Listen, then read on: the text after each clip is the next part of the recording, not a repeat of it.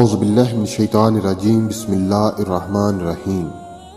شروع کرتا ہوں اللہ کے نام سے جو بڑا مہربان نہایت رحم کرنے والا ہے۔ سب تعریفیں اللہ کے لیے ہیں جو تمام جہانوں کا پالنے والا ہے۔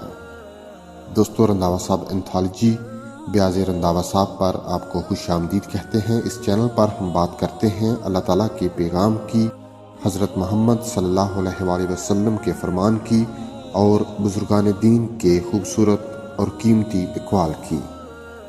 دوستو، سلسلہ ہے اسلام قرآن کی روشنی میں، اور پہلے چیپٹر میں ہم نے بات کی تھی قرآن کی اہمیت بحوالہ قرآن مجید کی۔ آج دوسرا چیپٹر دین اسلام کی اہمیت قرآن کی روشنی میں پیش کیا جا رہا ہے۔ آج ہم ان قرآن آیات کا اردو ترجمہ شامل کر رہے ہیں جن میں اللہ تعالیٰ نے اپنے بندے کے لیے دین اسلام کو پسند فرمایا ہے۔ شامل کرتے ہیں آج کی پہلی آیت۔ سامعین، سورہ ال عمران آیت 19 میں اللہ تعالیٰ ارشاد فرماتا ہے، جس کا مفہوم ہے کہ بے شک دین تو اللہ تعالیٰ کے نزدیک اسلام ہی ہے، اور اہل کتاب نے اپنے پاس علم آ جانے کے بعد آپس کی سرکشی اور حسد کی بنا پر ہی اختلاف کیا ہے، اور اللہ تعالیٰ کی آیتوں کے ساتھ جو بھی کفر کرے اللہ تعالیٰ اس کا جلد حساب لینے والا ہے۔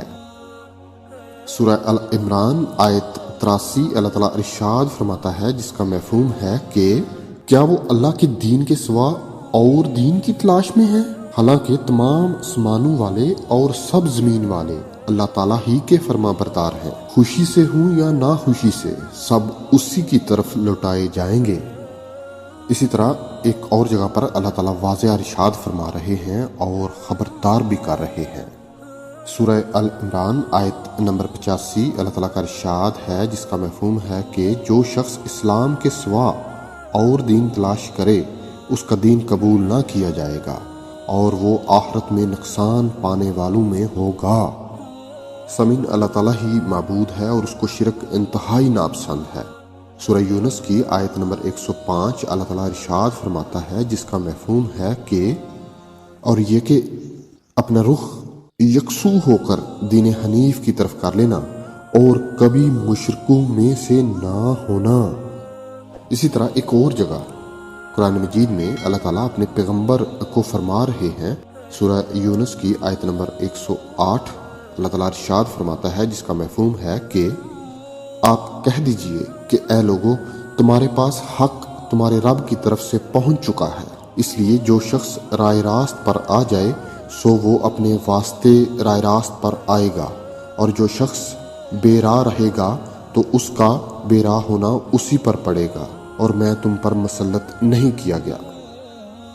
قرآن مجید میں ایک اور جگہ اللہ تعالیٰ اپنے نبی کو دین اسلام کے چناؤ اور مکمل ہونے کی خوشخبری دے رہے ہیں۔ سورہ المائدہ کی آیت نمبر 3 میں اللہ تعالیٰ ارشاد فرماتے ہیں، جس کا مفہوم ہے کہ آج کفار تمہارے دین سے نا امید ہو گئے، خبردار تم ان سے نہ ڈرنا اور مجھ سے ڈرتے رہنا۔ آج میں نے تمہارے لیے دین کو کامل کر دیا اور تم پر اپنا انعام بھرپور کر دیا، اور تمہارے لیے اسلام کے دین ہونے پر رضامند ہو گیا۔ اللہ تعالیٰ اپنے بندے کو یقین دلانے کے لیے ایک اور جگہ پر ارشاد فرماتے ہیں قرآن مجید میں۔ سورہ البقرہ کی آیت نمبر 256 ارشاد فرماتے ہیں، جس کا مفہوم ہے کہ دین کے بارے میں کوئی زبردستی نہیں، ہدایت ضلالت سے روشن ہو چکی ہے، اس لیے جو شخص اللہ تعالیٰ کے سوا دوسرے معبودوں کا انکار کر کے اللہ تعالیٰ پر ایمان لائے، اس نے مضبوط کڑے کو تھام لیا ہے جو کبھی نہ ٹوٹے گا، اور اللہ تعالیٰ سننے والا جاننے والا ہے۔ اسی طرح اللہ تعالیٰ نے ایک اور جگہ پر مزید وضاحت کچھ اس طرح بیان فرمائی ہے۔ سورہ زمر کی آیت نمبر 22 ارشاد ہے، جس کا مفہوم ہے کہ کیا وہ شخص جس کا سینہ اللہ تعالیٰ نے اسلام کے لیے کھول دیا ہے، پس وہ اپنے پروردگار کی طرف سے ایک نور پر ہے، اور ہلاکی ہے ان پر جن کے دل یاد الہی سے سخت ہو گئے ہیں، یہ لوگ سری گمراہی میں ہیں۔ اسی طرح قرآن مجید میں ایک اور مقام پر اللہ تعالیٰ تقییدی حکم فرما رہے ہیں۔ ارشاد ہے سورہ الانعام کی آیت نمبر 153، جس کا مفہوم ہے کہ اور یہ کہ یہ دین میرا رستہ ہے جو مستقیم ہے، سو اس راہ پر چلو اور دوسری راہوں پر مت چلو کہ وہ راہیں تم کو اللہ کی راہ سے جدا کر دیں گی۔ اس کا تم کو اللہ تعالیٰ نے تاکیدی حکم دیا ہے تاکہ تم پرہیزگاری اختیار کرو۔ اسی طرح قرآن مجید میں ایک اور مقام پر اللہ تعالیٰ اسلام پر ایمان لانے اور نہ لانے والوں کے درمیان واضح فرق بیان کرتا ہے۔ سورہ الانعام کی آیت نمبر 125 اللہ تعالیٰ ارشاد فرماتا ہے، جس کا مفہوم ہے کہ سو جس شخص کو اللہ تعالیٰ رستہ پر ڈالنا چاہے اس کے سینہ کو اسلام کے لیے کشادہ کر دیتا ہے، اور جس کو بے راہ رکھنا چاہے اس کے سینے کو بہت تنگ کر دیتا ہے، جیسے کوئی آسمان میں چڑھتا ہے۔ اسی طرح اللہ تعالیٰ ایمان نہ لانے والوں پر ناپاکی مسلط کر دیتا ہے۔ سورہ بقرہ میں اللہ تعالیٰ خبردار کرتا ہے کہ اسلام میں پورے کے پورے داخل ہو جاؤ۔ سورہ بقرہ کی آیت نمبر 208 میں اللہ تعالیٰ ارشاد فرماتا ہے، جس کا مفہوم ہے کہ ایمان والو اسلام میں پورے داخل ہو جاؤ اور شیطان کے قدموں کی تابعداری نہ کرو، وہ تمہارا کھلا دشمن ہے۔ اسی طرح سورہ بقرہ کی آیت نمبر 209 میں اللہ تعالیٰ ارشاد فرماتا ہے، جس کا مفہوم ہے کہ اگر تم باوجود تمہارے پاس دلیلیں آ جانے کے بھی پھسل جاؤ تو جان لو کہ اللہ تعالیٰ غلبہ والا اور حکمت والا ہے۔ سورہ توبہ کی آیت 33 میں اللہ تعالیٰ ارشاد فرماتا ہے، جس کا مفہوم ہے کہ وہ اللہ ہی تو ہے جس نے اپنے رسول کو ہدایت اور سچا دین دے کر بھیجا ہے تاکہ اسے ہر دوسرے دین پر غالب کر دے، چاہے مشرک لوگوں کو یہ بات کتنی ناپسند ہو۔ سورہ یوسف کی آیت نمبر 40 میں اللہ تعالیٰ ارشاد فرماتا ہے، جس کا مفہوم ہے کہ اس کے سوا جس کی تم عبادت کرتے ہو ان کی حقیقت چند ناموں سے زیادہ نہیں ہے جو تم نے اور تمہارے باپ دادوں نے رکھ لیے ہیں۔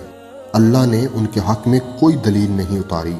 حاکمیت اللہ کے سوا کسی کو حاصل نہیں ہے۔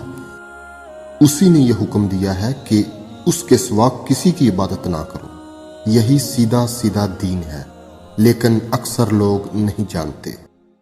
اللہ تعالیٰ سورہ روم کی آیت نمبر 30 میں ارشاد فرماتا ہے، جس کا مفہوم ہے کہ لہٰذا تم یکسو ہو کر اپنا رخ اس دین کی طرف قائم رکھو، اللہ کی بنائی ہوئی اس فطرت پر چلو جس پر اس نے تمام لوگوں کو پیدا کیا ہے۔ اللہ کی تخلیق میں کوئی تبدیلی نہیں لائی جا سکتی۔ یہی بالکل سیدھا راستہ ہے، لیکن اکثر لوگ نہیں جانتے۔ سورہ فتح کی آیت نمبر 28 میں اللہ تعالیٰ ارشاد فرماتا ہے، جس کا مفہوم ہے کہ وہی ہے جس نے اپنے رسول کو ہدایت اور سچا دین دے کر بھیجا ہے تاکہ اسے ہر دوسرے دین پر غالب کر دے، اور گواہی دینے کے لیے اللہ کافی ہے۔ سبحان اللہ۔